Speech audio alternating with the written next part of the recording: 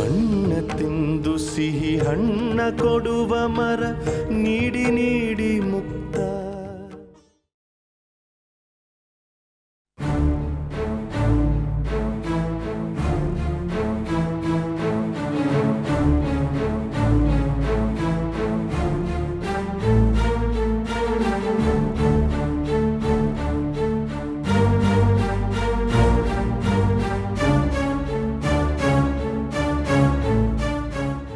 ಇದೇನಿದು?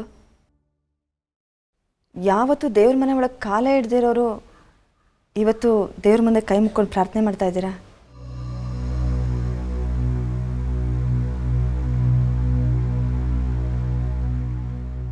ಎಲ್ಲವೂ ನಾನೇ, ನನ್ನಿಂದಲೇ ಅನ್ನುವ ದೊಡ್ಡ ಅಹಂಕಾರದಲ್ಲಿದ್ದೆ. ನಾನು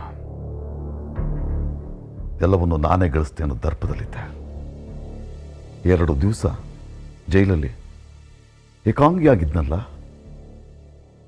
ಆಗ ಆತ್ಮಾವಲೋಕನ ಮಾಡ್ಕೊಳ್ತಾ ಗತವನ್ನು ನೆನಪಿಸ್ಕೊಳ್ತಾ ಹೋದೆ.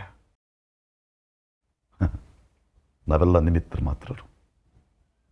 ಸರ್ವಂತರ್ಯಾಮಿಯಾದ ಭಗವಂತನ ಬಿಟ್ಟರೆ ನಾವೆಲ್ಲ ಚಿತ್ರ ಅನ್ನಿಸ್ತು. ಕಳ್ಕೊಂಡ ಸ್ಥಾನ ಮತ್ತೆ ಪಡಿಬೇಕಾದ್ರೆ ದೇವ್ರ ಸಹಾಯ ಬೇಕು ಅನ್ನಿಸ್ತು. ಅದಕ್ಕೋಸ್ಕರ ದೇವ್ರನ್ನ ಬೇಡ್ಕೊಳ್ತಾ ಇದ್ದೀನಿ. ಶಿವಕೃಷ್ಣ ದೇಸಾಯಿ ಅವರು ನಿಮಗೆ ಔಟ್ಸೈಡಿಂದ ಸಪೋರ್ಟ್ ಮಾಡಲ್ಲ ಅಂತ ಹೇಳಿದ್ರಂತೆ. ನಿನಗೆ ಯಾರು ಹೇಳಿದ್ರು ಈ ವಿಚಾರನ? ಮೃಣಾಲಿನಿ ಫೋನ್ ಮಾಡಿ ಹೇಳಿದ್ಲು. ನೀವು ನಿಮ್ಮ ಈಗೋನ ಮರೆತು ಅವ್ರ ಮನೆ ತನಕ ಹೋಗಿ ಸಹಾಯ ಕೇಳಿದ್ಮೇಲೆ ಅವ್ರು ನಿಮ್ಗೆ ಹೆಲ್ಪ್ ಮಾಡೋದಕ್ಕೆ ಒಪ್ಕೊಂಡಿರ್ತಾರೆ ಅಂತ ಅಂದ್ಕೊಂಡಿದ್ದೆ. ಅವ್ರು ಸಹಾಯ ಮಾಡೋದಕ್ಕೆ ಒಪ್ಕೊಳ್ಳಿಲ್ಲ ಅಂತ ಮೃಣಾಲಿನಿ ಹೇಳಿದ್ಮೇಲೆ ನನಗೂ ಗೊತ್ತಾಗಿದ್ದು. ನೀವು ಯಾಕೆ ನನಗೆ ಈ ವಿಚಾರನ ಹೇಳಿಲ್ಲ? ನಿನಗೆ ಹೇಳಿದ್ರೆ ನೀನು ಮನಸ್ಸಿಗೆ ನೋವು ಮಾಡ್ಕೊಳ್ತೀಯ ಅಂತ ಅನ್ನಿಸ್ತು. ಅದಕ್ಕೋಸ್ಕರ ಹೇಳಿಲ್ಲ. ಹೇಳಿದ್ರೆ ಏನು ಮಾಡ್ತಾ ಇದ್ದೆ? ಶಿವಕೃಷ್ಣ ದೇಸಾಯಿ ಅವ್ರನ್ನ ಒಪ್ಪಿಸ್ತಿದ್ಯಾ? ಇಲ್ಲ ತಾನೇ? ಜೊತೆಗೆ ವಿದ್ಯುಲ್ಲತಾ ಕಳ್ಕೊಂಡ ಹಣವನ್ನು, ಮನಸ್ಸಿಗಾದ ಗಾಯವನ್ನು, ಬೇರೆಯವರಿಂದ ಆದ ಮೋಸವನ್ನು ಬೇರೆಯವ್ರ ಹತ್ರ ಹೇಳ್ಕೊಳ್ಬಾರ್ದು ಅನ್ನೋದನ್ನು ಅರ್ಥ ಮಾಡ್ಕೊಂಡಿದ್ದೀನಿ ನಾನು. ಭಯ ಪಟ್ಕೋಬೇಡಿ. ಇವತ್ತಿನ ಶಾಸಕಾಂಗ ಪಕ್ಷದ ಸಭೆಯಲ್ಲಿ ದೇವರು ನಿಮ್ಗೆ ಖಂಡಿತ ಸಹಾಯ ಮಾಡೇ ಮಾಡ್ತಾನೆ. ನೀವು ಗೆದ್ದೇ ಗೆಲ್ತೀರಾ, ಮತ್ತೆ ಮುಖ್ಯಮಂತ್ರಿ ಆಗ್ತೀರಾ. ನನಗೆ ಆ ನಂಬಿಕೆ ಇದೆ.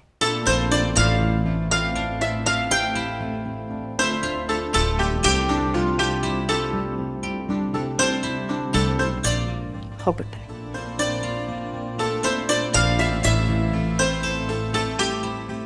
Thank you Dhootha. ಸರ್, ಪರಮಾನಂದ ಗೌಡರು, ಪಾರ್ವತಿ ದೇಸಾಯಿ ಅವರೆಲ್ಲ ಬಂದಿದ್ದಾರೆ. ಹೊರಗಡೆ ಹಾಲಲ್ಲಿ ಕೊಡಿಸಿದ್ದೀನಿ ಸರ್. ಬಂದೆ. ಸರಿ ಸರ್, ಬರ್ತೀನಿ ವಿದ್ಯುಲ್ಲತಾ.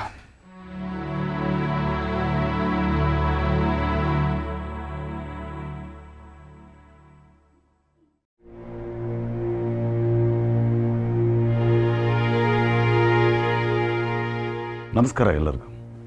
ಕೂತ್ಕೊಳ್ಳಿ ಮೇಡಮ್. ನಮಸ್ಕಾರ, ಕೂತ್ಕೊಳ್ಳಿ.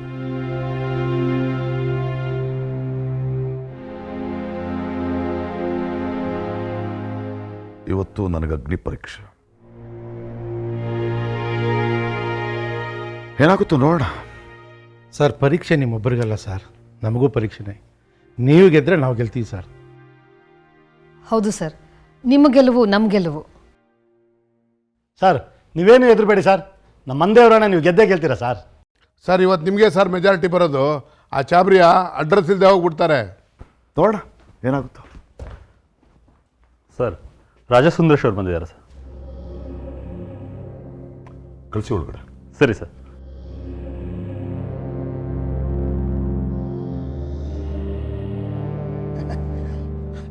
ನಮಸ್ಕಾರ ಸರ್, ಅಡ್ಬಿದ್ದೆ. ನಮಸ್ಕಾರ ರಾಜಸುಂದರೇಶ್. ಎಲ್ರಿಗೂ ನಮಸ್ಕಾರ ಅಪ್ಪ ಅನ್ಬೇಡ. ಏನು ರಾಜಾ ಸುಂದರೇಶ್ ಅವರು ಬಂದಿದ್ದು? ಸರ್, ರಾಜ ಎಲ್ಲಿರ್ತಾನೋ ಪ್ರಜೆ ಎಲ್ಲಿರ್ಬೇಕು ತಾನೆ. ಇವತ್ತು ಶಾಸಕಾಂಗದ ಪಕ್ಷದ ಸಭೆ ಇದೆ. ನಿಮ್ಮ ಹಿಂದೆ ನಾನು ಬಂದರೆ ಹೂವಿನ ಜೊತೆ ನಾರು ಸರು ಸೇರ್ಕೊಂಡಂಗೆ ತಾನೆ. ನನ್ನ ಮಾತು ಚೆನ್ನಾಗಿ ಅರ್ಥ ಮಾಡ್ಕೊಳ್ಳಿ ಸರ್. ರೀ ರಾಜಾ ಸುಂದರೇಶ್, ನನ್ನ ಹತ್ರ ಡಬಲ್ಗೆ ಮಾಡೋಕೆ ಹೋಗ್ಬೇಡಿ. ಈಗ ಸ್ವಲ್ಪ ಹೊತ್ತಿನ ಮುಂಚೆ ನೀವು ಚಾಬ್ರಿ ಅವ್ರ ಮನೆಗೆ ಹೋಗಿರ್ಲಿಲ್ವಾ? ಶಾಸಕಾಂಗ ಪಕ್ಷದ ಸಭೆಯಲ್ಲಿ ನಿಮಗೆ ಸಪೋರ್ಟ್ ಮಾಡ್ತೀನಿ ಅಂತ ಅವ್ರ ಹತ್ರ ದುಡ್ಡಿಸ್ಕೊಂಡ್ಬರ್ಲಿಲ್ವಾ ನೀವು? ಸರ್, ನಾನೇನಿಲ್ಲ ಅಂದೆ. ಈಸ್ಕೊಂಡೆ ಸರ್. ಚಾಬ್ರಿ ಅವ್ರ ಹತ್ರ ದುಡ್ಡು ಇಸ್ಕೊಂಡೆ, ನೋಡಿ ಇಲ್ಲೇ ಇದೆ ಸರ್. ಒಳ್ಳೆಯವ್ರ ಹತ್ರ ಇದ್ದರೆ ಒಳ್ಳೆ ದುಡ್ಡು, ಕೆಟ್ಟವ್ರ ಹತ್ರ ಇದ್ದರೆ ಕೆಟ್ಟ ದುಡ್ಡು ಅಂತ ಬೇರೆ ಬೇರೆ ದುಡ್ಡು ಇರುತ್ತಾ ಸರ್? ಯಾರ ಹತ್ರ ದುಡ್ಡಿದ್ರು ಅದು ಒಂದೇನೆಯ ಸರ್. ನನ್ನ ಮಾತು ಚೆನ್ನಾಗಿ ಅರ್ಥ ಮಾಡ್ಕೊಳ್ಳಿ. ಚಾಬ್ರಿ ಅವರೇನು ಕಷ್ಟಪಟ್ಟು ದುಡ್ಡಿದಾರ ಸರ್ ಈ ದುಡ್ಡನ್ನ? ಕೊಡಲಿ ಬಿಡಿ, ನನ್ನ ಹತ್ರ ಇಟ್ಕೋತೀನಿ. ಕನಿಷ್ಠ ನನ್ನ ಹತ್ರ ದುಡ್ಡಿದ್ರೆ ನನ್ನ ಹೆಂಡತಿಯಾರು ಸಂತೋಷ ಪಡ್ತಾಳೆ ಸರ್. ಸರ್ ನನ್ನ ಮಾತು ಚೆನ್ನಾಗಿ ಅರ್ಥ ಮಾಡ್ಕೊಳ್ಳಿ ಸರ್. ಈ ದುಡ್ಡನ್ನ ನನ್ನ ಹತ್ರನೇ ಇಟ್ಕೋತೀನಿ. ಆದರೆ ಶಾಸಕಾಂಗದ ಪಕ್ಷ ಸಭೆಯಲ್ಲಿ ನಾನು ನಿಮಗೆ ಸಪೋರ್ಟ್ ಮಾಡ್ತೀನಿ ಸರ್. ನೀವು ಮುಂದೆ ನೀವು ರಚನೆ ಮಾಡೋ ಕ್ಯಾಬಿನೆಟ್ನಲ್ಲಿ ನನಗೊಂದು ಒಳ್ಳೆ ಪೋರ್ಟ್ಫೋಲಿಯೋ ಕೊಟ್ಟರೆ ಸಾಕು ಸರ್. ಆದರೂ ನಿಮ್ಮನ್ನು ಹೇಗ್ರಿ ನಂಬೋದು? ಎಲ್ಲರೂ ನಿಮ್ಮನ್ನು ಡಬಲ್ ಗೇಮ್ ಅಂತ ಕರೀತಾರೆ. ಸರ್ ಅಂದವ್ರು ಅಂದ್ಕೊಳ್ಳಿ ಬಿಡಿ ಸರ್, ನನಗೇನು ಅದರಿಂದ ಲಾಸ್ ಇಲ್ಲ ಸರ್. ನೀವು ಮಾತ್ರ ನನ್ನನ್ನು ನಂಬಿ ಸರ್. ಯಾಕೆ ಸರ್, ನಿಮಗಿನ್ನೂ ನಂಬಿಕೆ ಬರ್ತಾ ಇಲ್ವಾ ಸರ್? ಒಂದು ಲೋಟ ಹಾಲು ತರಿಸಿ ಸರ್. ಯಾಕೆ? ತರಿಸಿ ಸರ್, ಹೇಳ್ತೀನಿ.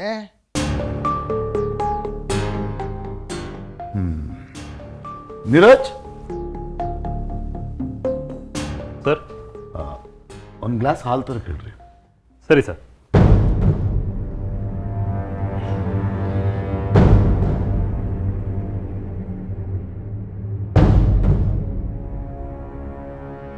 ಕೊಡ ಪರವಾಗಿಲ್ಲ. ನಾನು ಈ ಹಾಲು ಮುಟ್ಟು ಪ್ರಮಾಣ ಮಾಡ್ತೀನಿ ಸರ್. ನನಗೆ ಬಾಯಿನಲ್ಲಿ ಬೆಣ್ಣೆ ಮಾತನಾಡಿ ಬೆನ್ನಲ್ಲಿ ಚಾಕು ಹಾಕಕ್ಕೆ ಬರೋದಿಲ್ಲ ಸರ್. ನಿಮ್ಮ ವಿಷಯದಲ್ಲಿ ಇವತ್ತು ನಡೆಯೋ ಶಾಸಕಾಂಗದ ಪಕ್ಷದ ಸಭೆಯಲ್ಲಿ ನಾನು ನನ್ನ ಬೆಂಬಲಿತ ಶಾಸಕರುಗಳು ನಿಮಗೆ ಸಪೋರ್ಟ್ ಮಾಡ್ತೀವಿ ಅಂತ ಈ ಹಾಲು ಮುಟ್ಟು ಪ್ರಮಾಣ ಮಾಡ್ತೀನಿ ಸರ್.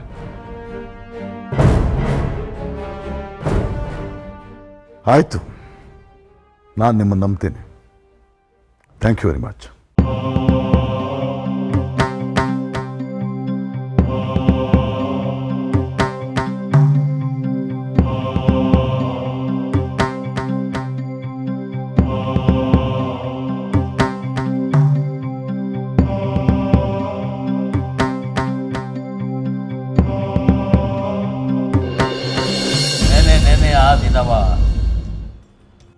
ನೆನೆ ಆ ದಿನವ ಓ ಭಾರತ ಬಾಂಧವ, ನೆನೆಯೋ ಆ ದಿನವ.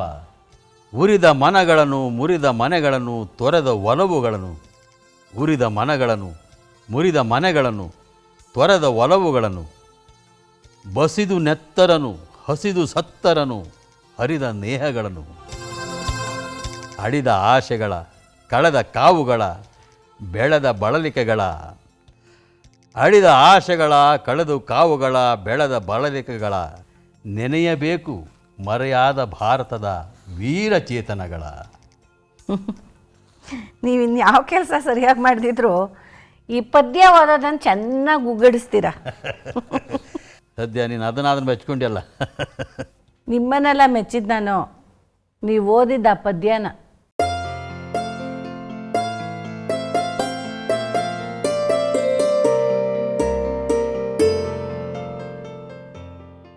ನಿವೇದಿತಾ, ಹೋಗಿ ಮಾತಾಡು. ಯಾವ ವಿಷಯ? ನನ್ನ ಮದುವೆ ವಿಷಯ ತಾನೇ, ನೀನು ಮಾತಾಡು. ಪ್ಲೀಸ್ ನಿವೇದಿತಾ, ಪ್ಲೀಸ್, ನಿನ್ನ ತಮ್ಮಯ್ಯ ಅಂತೀನಿ, ಹೋಗಿ ಮಾತಾಡು.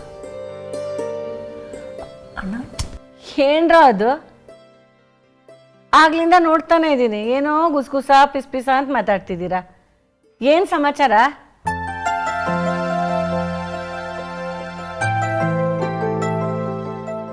ಅಮ್ಮ, ಅದು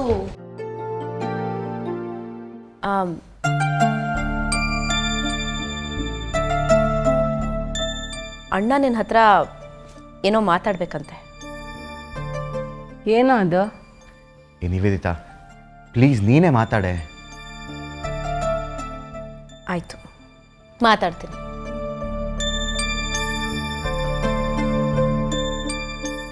ಅಮ್ಮ, ಅಣ್ಣ ಅವನ ಮದುವೆ ವಿಚಾರನ ಮಾತಾಡು ಅಂತ ಹೇಳ್ತಾ ಇದ್ದಾನೆ.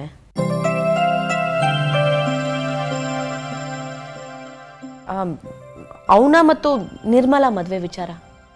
ಅದರೊಳಗೆ ಕೇಳೋದೇನಿದೆ? ಅವತ್ತೇ ಅವರಿಬ್ಬರ ಮದುವೆಗೂ ನಾನು ಒಪ್ಪಿಗೆ ಕೊಟ್ಟಾಯ್ತಲ್ಲ. ಒಪ್ಪಿಗೆ ಕೊಟ್ಬಿಟ್ರೆ ಸಾಕಾ?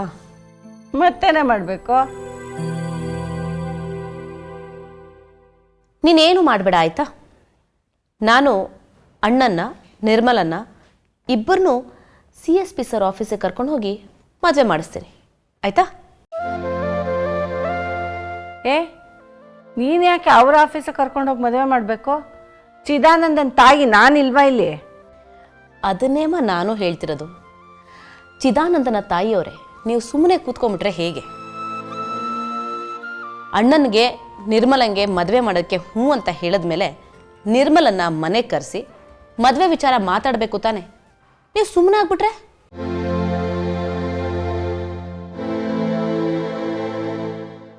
ಏನಮ್ಮ ಯೋಚನೆ ಮಾಡ್ತಾ ಇದೀಯಾ? ಚಿದಾನಂದ ನಿರ್ಮಲನ ಮದುವೆ ಆಗೋಕೆ ಒಪ್ಕೊಂಡಿದ್ಯಲ್ಲ, ಈಗಲೂ ಅದೇ ನಿರ್ಧಾರದಲ್ಲಿ ಇದೆಯಾ ತಾನೆ? ಮನ್ಸ್ಗಿನ್ಸ್ ಬದಲಾಯಿಸಿಲ್ಲ ತಾನೆ?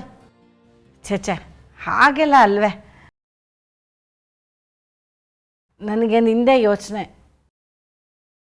ನಿಂದು ಡೈವೋರ್ಸ್ದು ಒಂದು ಇತ್ಯರ್ಥ ಆಗಿಬಿಡ್ಲಿ, ಆಮೇಲೆ ಮದುವೆ ವಿಷಯ ಮಾತಾಡೋಣ ಅಂತ ಅಂದ್ಕೊಂಡೆ. ನನ್ನ ಕೇಸ್ ಹೇಗೋ ಇತ್ಯರ್ಥ ಆಗುತ್ತೆ ಬಿಡಮ್ಮ, ಅದು ಹೇಗೋ ನಡೆಯುತ್ತೆ. ನನ್ನ ವಿಷಯ ಬಿಡು, ನೀನು ಅಣ್ಣನ ಮದುವೆ ಬಗ್ಗೆ ಯೋಚನೆ ಮಾಡು. ಸರಿ ಆಗಲಿ, ನೀವು ಹೇಳ್ದಾಗೆ ಆಗಲಿ. ಏನೇ ಸುಮ್ಮನೆ ಕೂತಿದೀಯಾ? ಈಗಲೇ ನಿರ್ಮಲಂಗೆ ಫೋನ್ ಮಾಡಿಬಿಟ್ಟು ಬರಕ್ಕೆ ಹೇಳು. Wow, very good. ಸರಿ, ನಾನು ಈಗಲೇ ಫೋನ್ ಮಾಡ್ತೀನಿ ನಿರ್ಮಲಂಗೆ. ನಾಳೆನೇ ಬರಕ್ಕೆ ಹೇಳ್ತೀನಿ.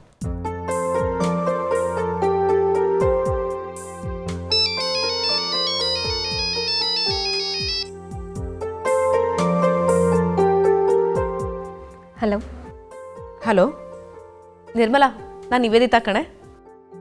ಹೇಳು ನಿವೇದಿತಾ. ಏನು ರೈತನ ಆಯ್ಕೆಯವರು ತುಂಬ ಬ್ಯುಸಿನಾ? ಇಲ್ವಲ್ಲ, ಹಾಗೇನೂ ಇಲ್ಲ. ಮತ್ತೆ ಯಾಕೆ ಇಷ್ಟು ದಿನ ಆದರೂ ಒಂದು ಫೋನ್ ಕೂಡ ಇಲ್ಲ? ಅದು ಸ್ವಲ್ಪ ಬ್ಯುಸಿ ಇದ್ದೆ. ಹಾಂ, ಅಣ್ಣನಿಗೆ ಫೋನ್ ಮಾಡೋದಕ್ಕೆ ಫ್ರೀ ಆಗಿರ್ತೀಯ, ನನಗೆ ಫೋನ್ ಮಾಡಬೇಕಾದ್ರೆ ಬ್ಯುಸಿ ಆಗಿಬಿಡ್ತೀಯ. ಅರ್ಥ ಆಗತ್ತೆ ಬಿಡು ನಿರ್ಮಲಾ. ಗಣಪತಿ ಹೋಮ ಆದಮೇಲೆ ಅಮ್ಮ ಒಪ್ಪಿಗೆ ಕೊಟ್ಟರು ನೋಡು, ಅವತ್ತಿಂದ ಶುರು ಆಯಿತು. ಅಣ್ಣ ಮನೇಲಿ ಬಿಡುವಾಗಿದ್ದಾಗಲೆಲ್ಲ ಫೋನ್ ರಿಂಗ್ ಆಗ್ತಾನೆ ಇರುತ್ತೆ. ಅದನ್ನು ನೋಡಿದಾಗಲೇ ಅರ್ಥ ಆಯಿತು ನೀನು ಎಷ್ಟು ಬ್ಯುಸಿಯಾಗಿರ್ತೀಯ ಅಂತ. ಸಾರಿ ನಿವೇದಿತಾ, ನಾನು ನಿನಗೂ ಫೋನ್ ಮಾಡಬೇಕಾಗಿತ್ತು, ಆದರೆ ಸಾರಿ ಯಾಕೆ ಹೇಳ್ತೀಯ? ತಮಾಷೆ ಮಾಡ್ತಿದ್ದೆ ಅಷ್ಟೆ. I can understand. ಯಾಕೆ ಅಷ್ಟು ಗೋಳಾಯ್ಕೋತಾ ಇದೆಯಾ? ಕೊಡು, ನಾನು ಮಾತಾಡ್ತೀನಿ. ನಿರ್ಮಲಾ ಅವರೇ, ತಮ್ಮ ಬಾವಿ ಅತ್ತೆ ನಿಮ್ಮ ಜೊತೆ ಏನೋ ಮಾತಾಡಬೇಕಂತೆ, ಫೋನ್ ಕೊಡ್ತೀನಿ ತಡಿ. ಶಾರದತ್ತೇನಾ? ಬೇಡ ನಿವೇದಿತಾ. ನಮ್ಮಮ್ಮನ ಹೆಸರು ಕೇಳಿದ್ರೆ ಯಾಕೆ ಇಷ್ಟೊಂದು ಹೆದರ್ಕೋತೀಯಾ? ಅಪ್ಪ ಏನೋ ಮಾತಾಡ್ಬೇಕಂತೆ, ತಡಿ ಕೊಡ್ತೀನಿ. ಅಮ್ಮ, ನಿರ್ಮಲಂಗೆ ನಾಳೆ ಬರೀ ಮನೆಗೆ ಬರೋದಕ್ಕೆ ಹೇಳು. ಮದುವೆ ವಿಷಯ ಮಾತಾಡೋದಕ್ಕೆ ಅಂತ ಹೇಳಬೇಡ, ಸ್ವಲ್ಪ ಸೀರಿಯಸ್ ಆಗಿ ಮಾತಾಡು. ಮದುವೆ ವಿಷಯ ಅಂತ ನಾಳೆನೇ ಹೇಳೋಣ. ಯಾಕೆ ಪಾಪ ಹಾಗೆಲ್ಲ ಮಾಡಬೇಕು? ಸ್ವಲ್ಪ ಆಟ ಆಡ್ಸೋಣ, ಪ್ಲೀಸ್ ಹೇಳಮ್ಮ. ನೀನೊಂದು ಬರೀ ತರಲೆ ಕಣೆ. ಸರಿ, ಫೋನ್ ಕೊಡಿಲಿ.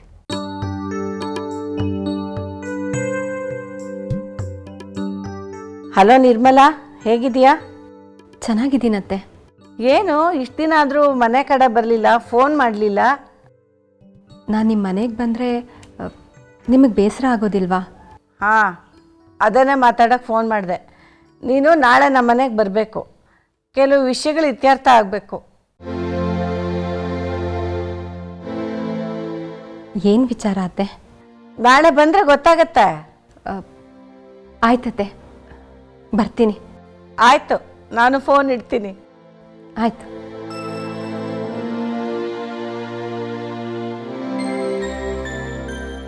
ಏನಂತಮ್ಮ? ನಾಳೆ ಬರ್ತೀನಿ ಅಂತಂದ್ಲು. ಆದರೆ ನಾನು ಕೆಲವು ವಿಷಯಗಳನ್ನು ಇತ್ಯರ್ಥ ಮಾಡ್ಕೋಬೇಕು ಬಾ ಅಂತ ಹೇಳಿದಾಗ ಪಾಪ ಸ್ವಲ್ಪ ಗಾಬರಿ ಆಗಿಬಿಟ್ಟಿದ್ಲು. ಸರಿ, ನಾಳೆ ಬರ್ತಾಳಲ್ಲ, ಹೇಳ್ಕೊಳ್ಳೋಣ ಬಿಡು. ಅಮ್ಮ, ಯಾಕೆ ಹಾಗೆ ಮಾತಾಡಕ್ಕೆ ಹೋದೆ? ಪಾಪ ಅವಳು ಎಷ್ಟು ಟೆನ್ಷನ್ ಮಾಡ್ಕೊಂಡ್ಲೋ ಏನೋ. ನಾನು ಈಗಲೇ ಫೋನ್ ಮಾಡಿ ಎಲ್ಲ ವಿಚಾರ ಹೇಳ್ಬಿಡ್ತೀನಿ.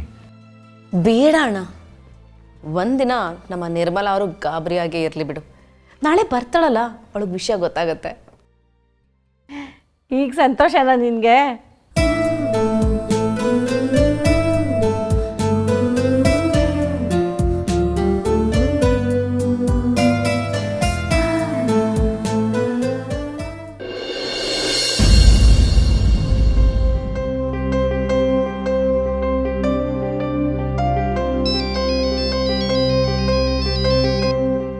ಹಲೋ ಪುಟ್ಟ, ನಾನು ನಿಮ್ಮಮ್ಮ ಮಾತಾಡ್ತಾ ಇರೋದು. ಗೊತ್ತಾಯ್ತು, ಹೇಳಮ್ಮ. ಪುಟಿ, ನಿನಗೊಂದು ಸಂತೋಷದ ವಿಷಯ ಹೇಳಬೇಕಿತ್ತು, ಅದಕ್ಕೆ ಫೋನ್ ಮಾಡಿದೆ. ಏನದು? ಇವತ್ತು ಶಾಸಕಾಂಗ ಪಕ್ಷದ ಸಭೆಯಲ್ಲಿ ನಿಮ್ಮಪ್ಪನೇ ಮುಖ್ಯಮಂತ್ರಿಯಾಗಿ ಎಲೆಕ್ಟ್ ಆದರು. ಹೌದಾ? ಓ ಮೈ ಗಾಡ್. ಹ್ಞೂ ಕಣೆ, ಎಲ್ಲ ಚಾನಲ್ಗಳಲ್ಲೂ ಲೈವ್ ಟೆಲಿಕಾಸ್ಟ್ ಬರ್ತಿದೆ, ನೋಡು. ಸರಿ ಅಮ್ಮ, ನಾನು ಇವಾಗಲೇ ನೋಡ್ತೀನಿ. ಓಕೆ, ಬಾಯ್ ಬಾಯ್ ಬಾಯ್. ಸರಿ ಪುಟ್ಟ, ಆಮೇಲೆ ಮಾಡ್ತೀನಿ, ಬಾಯ್. ಸಿದ್ಧಾಂತ್, ಬೇಗ ರಿಮೋಟ್ ಕೊಡಿ. ಇಲ್ಲ, ಇಂಪಾರ್ಟೆಂಟ್ ಪ್ರೋಗ್ರಾಮ್ ಬರ್ತದೆ, ಅದು ಮುಗಿದೋಗ್ಲಿ, ಆಮೇಲೆ ಕೊಡಿ. ಅಷ್ಟರಲ್ಲಿ ಇಂಟರ್ವ್ಯೂ ಮುಗ್ದೋಗುತ್ತೆ, ಕೊಡಿ ಸಿದ್ಧಾಂತ್. ಇಲ್ಲ ಪ್ಲೀಸ್ ಕೊಡಿ. 1 ನಿಮಿಷ ಅಂತ ಹೇಳಿ. 10 ನಿಮಿಷದಲ್ಲಿ ನನ್ನ ಪ್ರೋಗ್ರಾಮ್ ಮುಗ್ದೇ ಹೋಗಿರೋದು. ಇಂಟರ್ವ್ಯೂ ಮುಗಿಯೋವರೆಗೂ ರಿಮೋಟ್ ಕೇಳಬೇಡಿ. ಏನು ನಿಮ್ಮಿಬ್ರು ಗಲಾಟೆ? ಯಾರ್ದಮ್ಮ ಇಂಟರ್ವ್ಯೂ? ಅಪ್ಪನ ಇಂಟರ್ವ್ಯೂ ಬರ್ತಾ ಇದೆ ಅತ್ತೆ. ಅಪ್ಪ ಮತ್ತೆ ಮುಖ್ಯಮಂತ್ರಿ ಆಗಿದ್ದಾರೆ, ಕೂತ್ಕೊಳ್ಳಿ. ಹೌದಾ? ಕೊನೆಗೂ ಆ ಚಾಬ್ರಿ ಅವರು ಸೋತ್ ಹೋದ್ರು. ಓ ಹೌದಾ? Very interesting. ಭಿಂಗ ಅವರೇ ಮತ್ತೆ ಮುಖ್ಯಮಂತ್ರಿ ಆಗಿದ್ದಾರೆ. Fine fine. ಮನೇಲೇ ಇದ್ದೀನಿ, ಟಿ ವಿ ನೋಡ್ತೀನಿ ನಾನೀಗ. ಮೃಣಾಲಿ, ಕಂಗ್ರ್ಯಾಚುಲೇಷನ್ಸ್. ನಿಮ್ಮ ತಂದೆ ಮುಖ್ಯಮಂತ್ರಿ ಆಗಿದ್ದಾರೆ ಪುನಃ. ಥ್ಯಾಂಕ್ಸ್ ಮಾವ. ಸರ್, ಇನ್ನು 4 ತಿಂಗಳಿಗೆ ಅಸೆಂಬ್ಲಿ ಎಲೆಕ್ಷನ್ ಬರ್ತಾ ಇದೆ. ಈವಾಗ ಈ ಶಾಸಕಾಂಗ ಪಕ್ಷದ ಸಭೆ ಬೇಕಾಗಿತ್ತಾ ಅಂತ? ಬೇಕಾಗಿತ್ತು, ಖಂಡಿತ ಬೇಕಾಗಿತ್ತು. ಜನರಿಗೆ ತಮ್ಮ ನಾಯಕ ಯಾರು ಅಂತ ಗೊತ್ತಾಗ್ಬೇಕಲ್ವಾ? ನೋಡಿ, ಒಟ್ಟು 236 MLAಗಳು, ಅದರಲ್ಲಿ ನನಗೆ 135 ಜನ ಓಟ್ ಹಾಕಿದ್ದಾರೆ. ಚಾಬ್ರಿ ಅವ್ರಿಗೆ 101 ಜನ ಹಾಕಿದ್ದಾರೆ.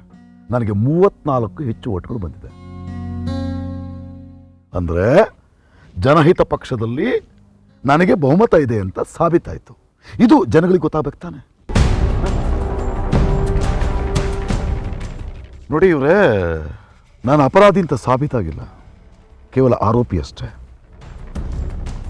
ಸದ್ಯಕ್ಕೆ ನಾನು ಇಷ್ಟನ್ನು ಹೇಳೋದಕ್ಕೆ ಇಷ್ಟಪಡ್ತೇನೆ. ಸರ್, ತಾವು ಇವಾಗ ಮತ್ತೆ ಮುಖ್ಯಮಂತ್ರಿಯಾಗಿ ಆಯ್ಕೆ ಆಗಿದ್ದೀರಲ್ಲ ಸರ್, ತಮ್ಮ ಮುಂದಿನ ಯೋಜನೆಗಳೇನು?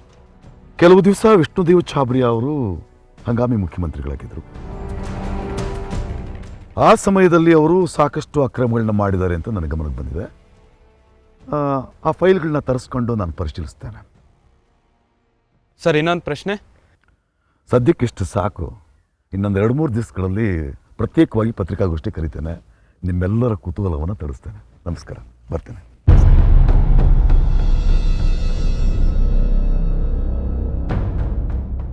ತಂದೆ ಮುಖ್ಯಮಂತ್ರಿ ಆದರು ಅಂತ ಎಷ್ಟು ಸಂತೋಷ ಪಡ್ತೀಳೆ ನೋಡಿ. ಸಂತೋಷ ಆಗದೆ ಇರುತ್ತಾ ಅತ್ತೆ?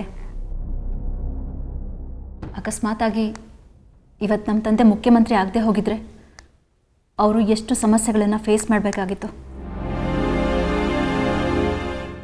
ಜೊತೆಗೆ ನಮ್ಮ ತಾಯಿ ಕೂಡ ಅಷ್ಟೇ ತೊಂದರೆಗಳನ್ನು ಫೇಸ್ ಮಾಡಬೇಕಾಗಿತ್ತು ಅಂತ ನಮ್ಮ ತಂದೆ ಹೇಳ್ತಾ ಇದ್ರು.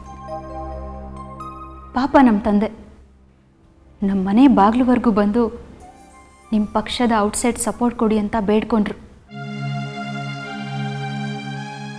ನನ್ನನ್ನು ಬೆಂಬಲಿಸ್ತೀನಿ ಅಂತ ಒಂದು ಪತ್ರಿಕಾ ಹೇಳಿಕೆ ಕೊಡಿ ಅಂತ ಮಾವನ್ನ ಬೇಡ್ಕೊಂಡ್ರು. ಆದರೆ ಮಾವ ಒಪ್ಕೊಳ್ಳಿಲ್ಲ.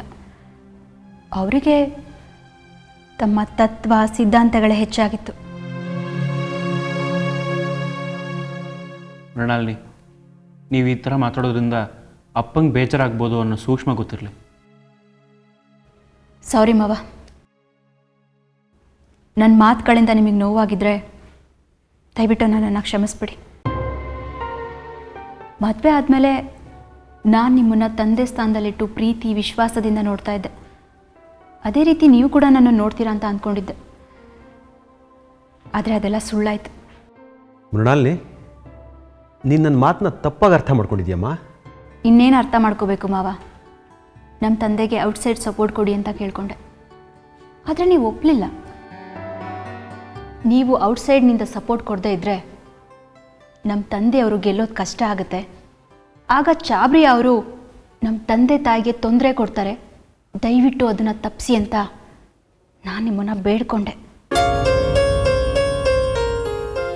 ನಿಮ್ಮ ಎದುರುಗಡೆ ನಿಂತ್ಕೊಂಡು ದೈನ್ಯವಾಗಿ ಬೇಡ್ಕೊಂಡೆ, ಆದರೂ ನಿಮ್ಮ ಮನಸ್ಸು ಕರಗಲಿಲ್ಲ. ಅಪ್ಪನ ವಿರೋಧ ಕಟ್ಕೊಂಡು ನಾನು ನಿಮ್ಮ ಮಗನ ಮದುವೆ ಮಾಡಿಕೊಂಡೆ. ನಿಮಗೆ ನನ್ನ ಮೇಲೆ ಪ್ರೀತಿ ವಿಶ್ವಾಸ ಇದ್ದಿದ್ರೆ ನಮ್ಮ ತಂದೆಗೆ ಸಹಾಯ ಮಾಡದೇ ಇರ್ತಾ ಇದ್ರ? ನನಗೆ ಗೊತ್ತಿರೋ ಪ್ರಕಾರ ನಮ್ಮ ತಂದೆ ಯಾವತ್ತೂ ಯಾರ ಹತ್ರನೂ ಸಹಾಯ ಕೇಳ್ದವ್ರಲ್ಲ. ಆದರೆ ಮಗಳು ಗಂಡನ ಮನೆ ಬೀಗರು ತಮ್ಮ ಹತ್ರ ತಮ್ಮ ಕಷ್ಟ ಹೇಳ್ಕೊಂಡ್ರೆ ಸಹಾಯ ಆಗ್ಬೋದು ಅಂತ ಬಂದರು. ಆದರೆ ಏನೂ ಪ್ರಯೋಜನ ಆಗಲಿಲ್ಲ. ಮೃಣಾಲಿನಿ, ಈಗ ಇದನ್ನೆಲ್ಲ ಹೇಳೋ ಅವಶ್ಯಕತೆ ಇದೆಯಾ? ಅದು ನಿಜನೇ ಅನ್ನಿ. ಕೊನೆಗೂ ನಮ್ಮಪ್ಪ ಮುಖ್ಯಮಂತ್ರಿ ಆದರು, ಯಾರ ಸಹಾಯನೂ ಇಲ್ಲದೆ. ಆ ದೇವರೊಬ್ಬರೇ ಸಹಾಯ ಮಾಡಿದ್ರು.